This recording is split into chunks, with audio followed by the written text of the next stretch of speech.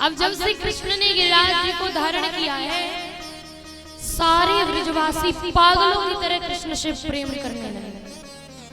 वो जानते हैं कि कोई साधारण बालक नहीं है, इसमें जरूर कोई अलौकिक शक्तियां हैं, ये जरूर उस परम ब्रह्म परमात्मा विष्णु का अंश है।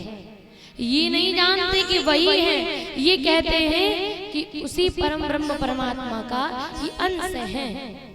इतना जानते हैं ब्रजवासी। और जब से कृष्ण ने गिरिराज जी को धारण किया है, तब से किसी भी व्यक्ति के मन में कन्हैया के लिए कोई लालच नहीं रहा। निस्वार्थ प्रेम करने लगे हैं सारे ब्रजवासी कृष्ण से। बोले ये तो मेरे व्रज को लाला है, ये तो मेरे व्रज को खिलौना है। तो सारे ब्रजवासी कन्हैया से निस्वार्थ प्रेम करने लगे। सभी निस्वार्थ भाव से कृष्ण से प्रेम करने लगे। और आज कृष्ण देखते हैं कि व्रज का एक एक व्यक्ति मुझसे निस्वार्थ प्रेम करने लगा है। उनके प्रेम में कोई स्वार्थ नहीं है, उनके प्रेम में कहीं भी स्वार्थ नजर नहीं आ रहा। तब कृष्ण सोचते हैं कि अब हमें रास लीला करनी चाहिए, अब हमें रास लीला करनी चाहिए। तब प्रभु ने शरद पूर्णिमा के दिन प्यारी मुरली बजाई है, प्यारी बंसी बजाई है यमुना तट पर खड़े होकर के। और ऐसी मुरली बजाई, कृष्ण की मुरली की धुन जहां जहां गई, जिसके कान में गई, उसका मन मुग्ध हो गया, कृष्ण के चरण में समर्पित हो गया। वो कृष्ण का बनने को व्याकुल होने लगा। कृष्ण ने ऐसी मुरली बजाई कि जब कानों में, जब वृक्षों के कानों में आवाज गई है, तो वृक्ष भी झूमने लगे, वृक्ष के सारे पेड़ पौधे झूमने लगे। रात्रि में भी पौधों से पुष्प निकल करके खिलने लगे, सुंदर सुगंधित हवाएं बहने लगी। ये कृष्ण की मुरली जब गैया मैया ने सुनी, गैया मैया के कानों में जब कृष्ण की मुरली की आवाज गई, तो आज उन्हें ऐसा लग रहा है कि कृष्ण मुझे मेरा नाम प्रोह कर मुरली में मुझे बुला रहा है। हर गाय को ऐसा ही लगता है कि कृष्ण की मुरली बार बार कह रही है, हे मेरी गाय, हे मेरी श्यामा, हे मेरी काली मैनी गाय, आइए मैं तुम्हें बुला रहा हूँ, क्या इतना विलंब आप क्यों कर रही हो। एक गाय के कान सदैव साधारण स्थिति में नीचे होते हैं, गाय के कान साधारण स्थिति में नीचे लटके होते हैं, लेकिन अगर आप उसके नाम से उसे बुलाओ, वो अपना नाम पहचानती हो, तो एकदम उसके कान खड़े हो जाते हैं कि कोई मेरा मालिक मुझे बुला रहा है, कोई मेरा अपना मुझे बुला रहा है। तो जैसे ही कृष्ण ने मुरली बजाई, तो गाय के कान एकदम से खड़े हो गए, मानो आज उनका कोई प्रिय उन्हें बुला रहा है। गाय ने चारा चरना बंद कर दिया और कृष्ण की मुरली की आवाज टकटकी लगा करके, एक टक लगा करके सुन रही है। कुछ गाय के बछड़े गैया मैया का दुग्ध पान कर रहे थे, तो जब गाय, जिस बांसुरी की आवाज गाय के बछड़ों के कानों में गई, उनकी क्या स्थिति हो गई। वो अपनी माँ के थनों से दुग्ध पान करते तो हैं, अपनी माँ के थनों से दुग्ध निकालते हैं और मुख में ही रख लेते हैं, अंदर नहीं ले जाते, क्योंकि भूल गए हैं अंदर ले जाना, क्योंकि वो कृष्ण की मुरली की आवाज सुन रहे हैं, जान रहे हैं कि आज कन्हैया बुला रहा है। बछड़ों ने आवाज सुनी तो कुछ बछड़ों की स्थिति है कि दुग्ध पान करते हैं, एक तरफ से पान कर रहे हैं, दूसरी तरफ से बार बार मुख से निकाल रहे हैं, दुग्ध बाहर निकल रहा है। और सब बड़े ध्यान से सुन रहे हैं मुरली की आवाज। ये स्थिति हो गई है जानवरों की, पेड़ पौधों की, लेकिन सोचिए जब ये मुरली की आवाज सखियों के कानों में गई होगी तो क्या क्या हो गया होगा। जब आवाज गई सखियों की कानों में, तो मैया जैसे ही एक सखी ने मुरली की आवाज सुनी तो गाय का दूध निकाल रही थी बेचारी। संध्या का समय था तो गाय का दूध निकाल रही थी उनके थनों से। इतने में कृष्ण की मुरली की आवाज सुन ली। उसने पूरी बाल्टी दूध से भर रखी थी, पूरी बाल्टी दूध से भर गई थी, बस उठा करके अंदर ही ले जाना था। इतने में ही कृष्ण की मुरली की आवाज आ गई और उसने बाल्टी भरी हुई गाय के नीचे ही छोड़ दी और वहां से लगी भागने। गाय ने मारी लात, बाल्टी में पूरा दूध जमीन पर बिखर गया। ध्यान ही नहीं रहा कि वो कर क्या रही है। बावरी बनती हुई बावरी सा मन बना करके कृष्ण की मुरली की आवाज की तरफ भागने लगी। जब एक दूसरी सखी ने कृष्ण की मुरली की आवाज सुनी तो वो बेचारी खाना बना रही थी। खाना बनाती जाए, अपने पति देव को देती जाए, भोजन परोस रखा है। इतने में ही कृष्ण की मुरली की आवाज सुनाई देने लगी उसको। उसके पति ने कहा, सुनो इस सब्जी में नमक कम है, आज थोड़ा सा नमक दे दो ना, इसमें थोड़ा नमक कम है तो आप थोड़ा सा नमक दे दो, मैं डाल लूंगा। जैसे ही नमक के डब्बे की तरफ हाथ बढ़ाया उस सखी ने, इतने में ही कृष्ण की मुरली की आवाज कान में पड़ गई। तो नमक का डब्बा नहीं उठाया, शक्कर का डब्बा उठाया और खोला और पूरा उसकी सब्जी में उड़ेल दिया और वहां से भागने लगी। चूल्हे के अंदर रोटी जल रही है, तवे पर ऊपर रोटी जल रही है और वो वहां से भाग गई। एक सखी श्रृंगार कर रही थी, उसे पता था, उसका मन पहले से कह रहा था कि आज कन्हैया बुलाएगा जरूर। तो श्रृंगार कर रही है, हाथ में सुंदर कंगन पहना है, पैर में सुंदर पायल पहनी है, बालों में ऊपर मांग में मांग टीका लगाया है, प्यारी सी माथे पर बिंदी लगाई है, ओठों पे प्यारी सी लालिमा लगाई है। सारा श्रृंगार तैयार है लेकिन इसका काजल रह गया है, काजल लगाना रह गया है। तो उसने एक आंख में लगा लिया काजल।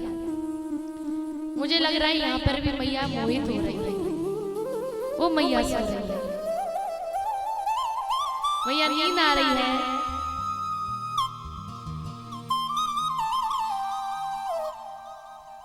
लगता है कृष्ण की मुरली की आवाज मैया के कानों को ज्यादा अच्छी लग गई तो उन्हें नींद आ रही है।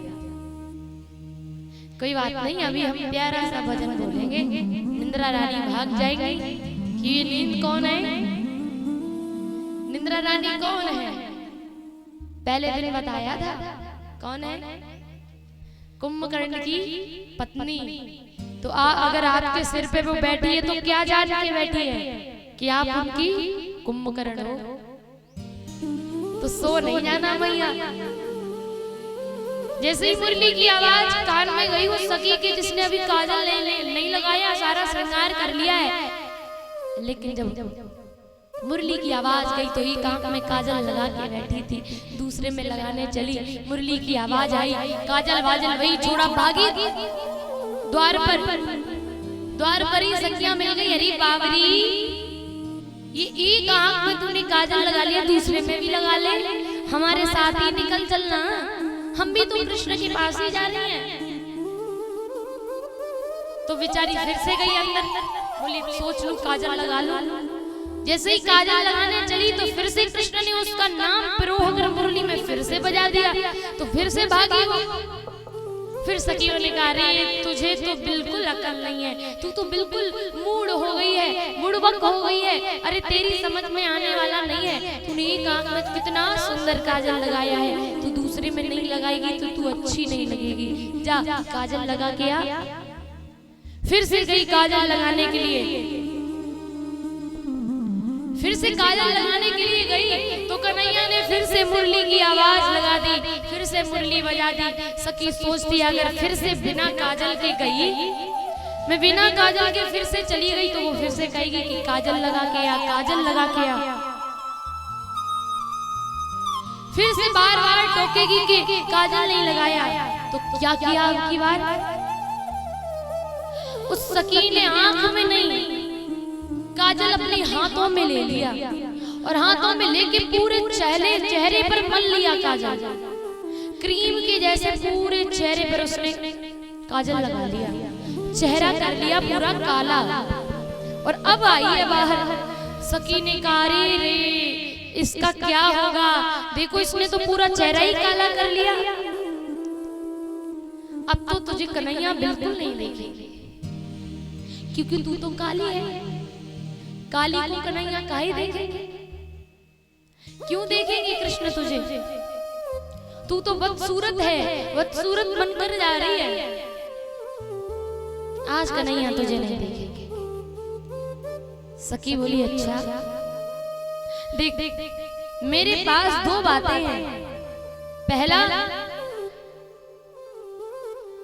कृष्ण काला, मैं भी काली, तुम सब गोरी गोरी जाओगी उसके पास,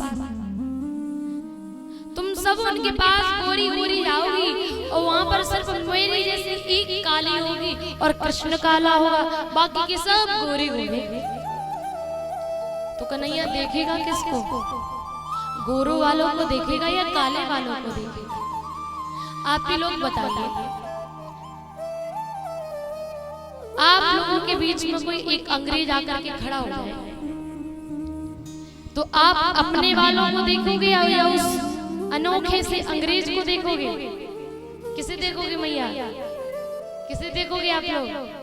अंग्रेज को देखेंगे, क्योंकि उसको ऐसा कभी देखा ही नहीं है। एक नई सूरत है, एक नई सुंदरता है उसके पास, इसलिए सब उसी को देखेंगे। और जहां सब अंग्रेज जैसे ही हो, सब अंग्रेज हो, वहां पर कोई काला व्यक्ति पहुंच जाए तो अंग्रेज किसे देखेंगे? उस काले को देखेंगे। आप ही सोचिए मैया, आप सब गोरी गोरी, आप सब गोरी गोरी, आप सब में मेरे जैसा कोई काला आ जाए तो आप सब किसको देखोगे? हमें ही देखोगे ना। कन्हैया से वो गोपी बोली है, कन्हैया कारो और मैं कारी, तुम सब गोरी गोरी जाओगी तो कन्हैया तो अपने रंगवारी को ज्यादा देखेगो, तुम्हें काहे देखोगे? तुम्हें काहे देखेगो? तुम तो सब सफेद सफेद एकदम गोरी गोरी सुंदर बन के जा रही हो, और वहां पे सिर्फ कन्हैया कारो और मैं कारी, तो मुंह कोई तो देखेगो। और दूसरा सखी, कन्हैया कभी तन नहीं देखता, कन्हैया कभी भी किसी का तन नहीं देखता। इसका तन कितना सुंदर है, इसका तन कितना सुंदर है, खूबसूरत है। कन्हैया तो मन देखता है, इसका मन कितना सुंदर है। कृष्ण हमेशा अपने भक्त का मन देखता है कि इसके मन में कितनी पवित्रता है, इसके मन में कितनी सच्चाई है, इसका मन कैसा है। तो हमें तन से क्या लेना? सखी बोली मुझे मेरे तन से कोई शिकायत नहीं है। मैं ये जो काला काला लगा के जा रही हूँ ना, मैं काली बन के जा रही हूँ ना, मुझे इस काले रंग से बिल्कुल भी शिकायत नहीं है। मुझे पता है मेरा कन्हैया मोई को देखेगा, क्योंकि मुझे पता है सखी कि मेरा मन कैसा है। और कन्हैया तो मनवारी को देखेगा, तनवारी को काहे देखेगा? मुझे पता है मेरा मन कितना अच्छा है। वो सखी भी चली है कन्हैया के पास आज मुरली की आवाज सुनकर। और जब ये मुरली की आवाज एक दूसरी सखी ने सुनी है, जिसके सास ससुर बड़े डेंजर हैं, बड़े खूंखार, बहुत ज्यादा स्ट्रिक्ट स्वभाव के हैं, तो वो घर से बाहर नहीं निकलने देते अपनी बहू को। कहते बाहर नहीं निकलने देंगे, तुम उस पराई पुरुष से मिलने जाओगी, शर्म नहीं आएगी तुमको? तो दरवाजे में बंद कर दिया, नहीं जाओगी। गोपी बोली बाबरो, सबके सब बावरे हो गए हो तुम। अरे कौन कहता है कि मैं अपना तन दिखाने जा रही हूँ कृष्ण को? अरे हमारी आत्मा तो कब की कृष्ण में मिली हुई है, हमारी आत्मा तो कब की कृष्ण में जा चुकी है, कब की कृष्ण में मिल चुकी है। तो मैं क्या अपना ये तन लेकर के कृष्ण के पास जाऊंगी तभी मिलन होगा क्या? तो उसी समय उस सखी ने उसी घर में उसी बंद कमरे में अपने शरीर को त्याग दिया, अपनी आत्मा को निकाला शरीर से और जाकर के कृष्ण में विलीन हो गई, कृष्ण में मिल गई, कृष्णमय हो गई। छोड़ दिया उसने अपना शरीर, कहा कि तुम मेरे शरीर को रोक सकते हो, मेरा दिल तो सदैव मेरे कृष्ण के पास है। आज कन्हैया ने मुरली बजाई तो सारी गोपियां इकट्ठी हो गई। सारी गोपियां इतनी रफ्तार से चल रही हैं, उनके कानों के कुंडल बार बार आगे पीछे आगे पीछे आगे पीछे हो रहे हैं। जब सखियों की गति को मापने का पहले यंत्र नहीं था, तो व्यास जी ने ऐसे ही समझाया है कि पहले कोई स्पीड नापने वाला मंत्र तो नहीं था, यंत्र तो था नहीं जिससे पता कर सके कि कितनी तेज चल रही थी, किस रफ्तार में चल रही थी सखियां। तो उन्होंने कहा कि उनके जो कानों में कुंडल हैं वो बार बार आगे पीछे जल्दी जल्दी आगे पीछे हो रहे थे, इतनी तेज चल रही थी सखियां। गई कृष्ण के पास और जैसे ही कृष्ण ने देखा कि सखियां आई हैं, स्वागत किया, आइए आइए स्वागतम वो महाभागा, आइए बहुत बहुत स्वागत है आपका। लेकिन क्यों आई हो, क्यों आई हो तुम सबकी सब? क्या व्रज में आग लग गई है? जिस आग को देख करके तुम यहाँ जंगल की तरफ चली आई हो? क्या व्रज में कोई लड़ाई हो गई है जो तुम व्रज को त्याग करके मेरे पास चली आई हो? ऐसा क्या हो गया सखियों जो तुम सब मिल करके घर बार छोड़ करके मेरे पास आ गई? सखियां कहती अच्छा, पहले तो मुरली बजा के बुलाता है और आगे तो पूछता है क्यों आई हो? अच्छा है। सखियों ने कहा कन्हैया ये मजाक छोड़ो, आपने ही तो बुलाया है, ये याद करो। बोले मैंने नहीं बुलाया। बोले कन्हैया तुमने ही बुलाया, भूल कैसे रहे हो? बोले अरे मैंने नहीं बुलाया, मैं तो अपनी बांसुरी बजा रहा था, मेरी क्या गलती इसमें? सखियों ने कहा बांसुरी तो बजा रहे थे, बांसुरी में जो नाम पिरो करके बजा रहे थे वो नाम किसके थे? वो तो हमारे ही नाम थे ना, उन्हीं नाम को सुन करके मैं आई हूं। कन्हैया ने कहा देखो मैंने नहीं बुलाया। अब सखियों को बहुत गुस्सा आया, इतना ज्यादा गुस्सा बता भी नहीं सकती कि वो क्या क्या। अब आप ही लोग बताइए, आपके घर कोई शादी का कार्ड लेकर के आए, कोई रिश्तेदार शादी का कार्ड दे दे और कहे बहन जी मेरे लड़के का विवाह है, आप आना जरूर, आप जरूर आना। अब वो रोज फोन करे बहन जी आना जरूर, रोज कोई ना कोई संदेशा भेजे बहन जी आना जरूर, आपको आना है। और जब विवाह है उस दिन भी कहे कि बहन जी आपको जरूर आना है, तो आप जाओगे कि नहीं जाओगे? क्यों पीछे वाले भैया जाओगे? जाएंगे क्यों? उसने इतना इतना हमसे कहा है कि जाओगे, जाओ क्यों नहीं? आओ आओ तो हम क्यों नहीं जाएंगे? जरूर जाएंगे। और जैसे हम लोग खूब बढ़िया सी शेरवानी पहन के एकदम जबरदस्त रूप धर के चल दिए, पहुंच गए। और जैसे ही दरवाजे पर पहुंचे और वही व्यक्ति जो कार्ड लेकर के आया था, वही व्यक्ति जो हर रोज फोन कर रहा था, वही व्यक्ति कहने लगे क्यों आई हो? फिर क्या करोगे? वही व्यक्ति विवाह के दिन बोले कि क्यों आई हो? फिर मन में क्या आएगा कि अब क्या करें? गुस्सा आएगा, और गुस्से में ऐसी गुस्सा कि लगेगा कि कहीं मिल जाए कुछ हथियार, मुझे कोई डंडा वंडा मिले इनके सिर में मारे जिससे इनका याददाश्त वापस आ जाए कि इतने बार परेशान किया कि आना आना आना, और जब आ गए तो कह रहे क्यों आई हो? यही गोपियां सोच रही है, तब से मुरली बजा करके बार बार परेशान कर रहा है कि आओ सखियों आओ, गोपियों आओ, और जब आ गया तो पूछ रहा है कि क्यों आई हो? बोले देखो कन्हैया तुम समझो, तुम क्यों परेशान कर रहे हो? तुम ही ने तो मुझे बुलाया है। कृष्ण ने कहा मैंने नहीं बुलाया। बोले तुम नहीं मानो, नहीं माने। सखिया कन्हैया बोले तुम कितनी बावरी हो गई हो, अपने पतियों को छोड़ के चली आई मेरे पास, कैसी पतिव्रता नारी हो? अरे अपने पतियों को त्याग करके मेरे पास चली आई। सखियों ने कहा अच्छा तो तुम्हारी ये चाल है, ऐसे कहो ना। सखियों ने कहा अच्छा तुम्हें ऐसा लगता है कि जो घर पे लेटा है, घर पे पड़ा है, वो मेरा पति है, उसके लिए मैं पतिव्रता नारी बनूं? बोले हाँ तुम्हारा पति है, पतिव्रता नारी बन करके तुम्हें रहना चाहिए। कभी भी पतिव्रता नारी किसी पराये पुरुष के घर नहीं जाती, पराये पुरुष के पास नहीं आती है। तुम तो आ रही हो कैसी पतिव्रता नारी।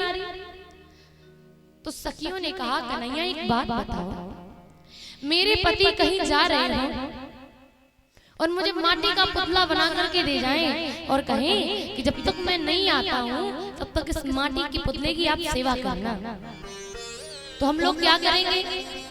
पति तो चला गया, अब हमारा क्या कर्तव्य बनता है? उस माटी के पुतले की सेवा करेंगे ना करें? क्यों मैया, करोगी कि नहीं करोगी? हाँ कि ना? सब करेंगे। क्यों? पति का आदेश है कि मेरा ही रूप मान करके इसकी सेवा करना।